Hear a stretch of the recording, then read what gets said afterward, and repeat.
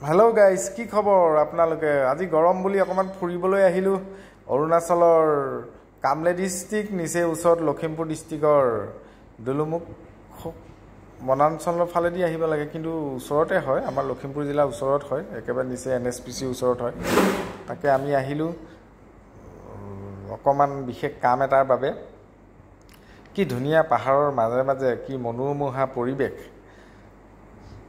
পাহাৰ বুলিবলৈ মানে ইমান গছ গছনি নাই বৰ্তমান, দেখিয়াতহে বহুত আঁতৰৰ পৰা বহুত গছ থকা লেখীয়া লাগে, কিন্তু ইমান বিশেষ গছ নাই। আৰু সৰু সৰু গছ, আপোনাৰ ইমান ডাঙৰ ডাঙৰ গছো নাই বৰ্তমান, কিন্তু ভাল লাগে আহি এইফালেদি। আপোনালোকো কেতিয়াবা NSPC বা দুলুমুখ আহিলে, লখিমপুৰ জিলা হৈ এনেকৈ আহিব পাৰিব আপোনালোকো।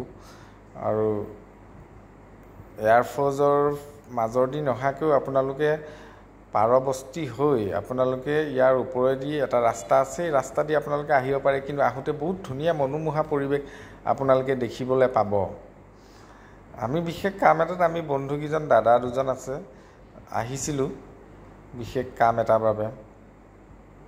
তাকে ইয়াৰ মানুহবিলাক বেছি ঘনকৈ নাই, বহুত পাতলাকৈ আছে, বস্তিবিলাকো বহুত সৰু সৰু বস্তি হয়, আৰু মানুহবিলাকো তাৰমানে